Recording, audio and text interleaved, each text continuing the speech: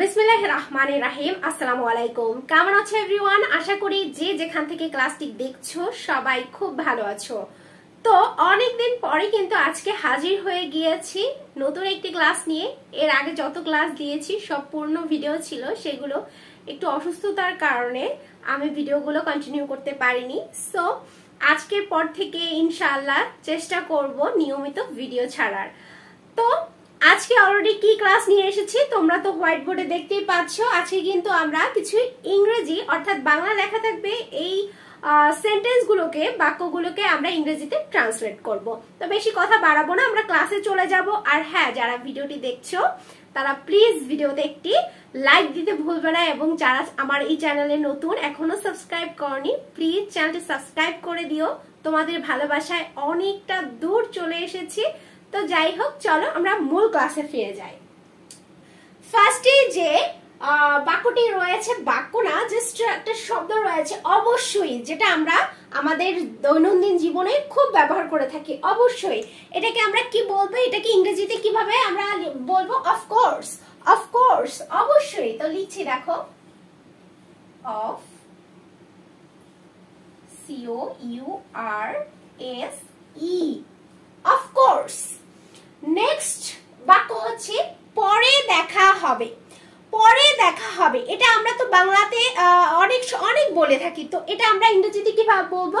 see you later, see you later, পরে দেখা হবে। তো বানানটা দেখে নাও, see you later, TER। ওকে, পরের বাক্য হচ্ছে তাতে কি, তাতে কি, so hot, so hot।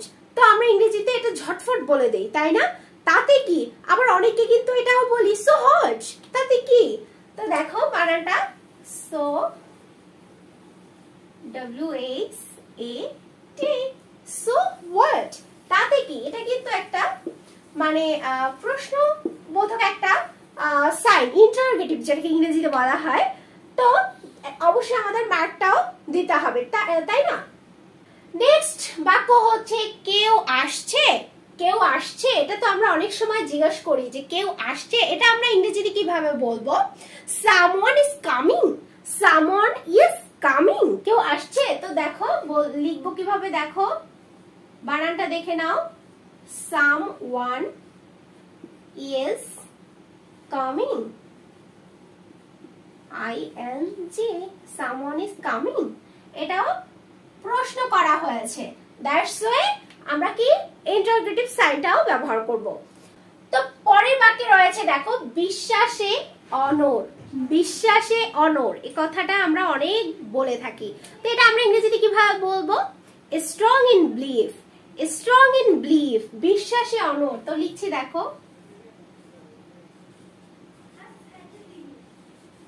Strong in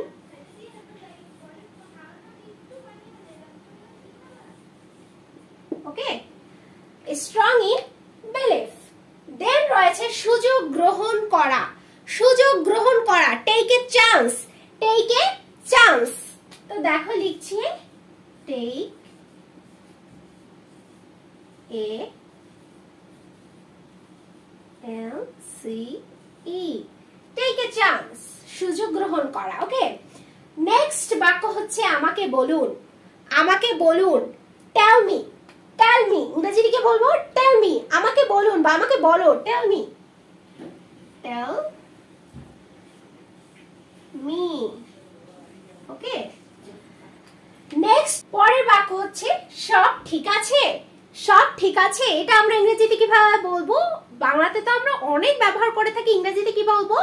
that's alright, that's alright, সব ঠিক আছে। তো দেখো লিখছি, দ্যাটস, একটা কিন্তু এস রয়েছে। Okay, that's alright, RIGHT, that's alright. Next বাক্য হচ্ছে সেটা ঠিক আছে।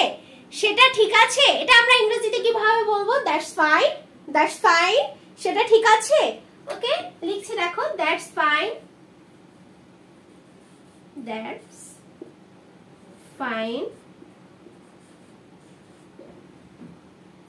সো এভরিওয়ান, আশা করি ভিডিওটা তোমাদের ভালো লেগেছে, ভিডিওটা থেকে কিছু শিখতে পারবে, জানতে পারবে। এরকম ভিডিও যদি চাও অবশ্যই কমেন্ট বক্সে কমেন্ট করবে। নেক্সটে কি টাইপের ভিডিও দেখতে চাচ্ছ অবশ্যই আমি চেষ্টা করব সেই অনুযায়ী ভিডিও নিয়ে আসার জন্য। তো আজকে আর নয়, পরে নতুন একটি ভিডিওতে তোমাদের সাথে আবার দেখা হবে। আজকে এই পর্যন্ত, সবাই ভালো থাকবে, সুস্থ থাকবে। আল্লাহ হাফিজ।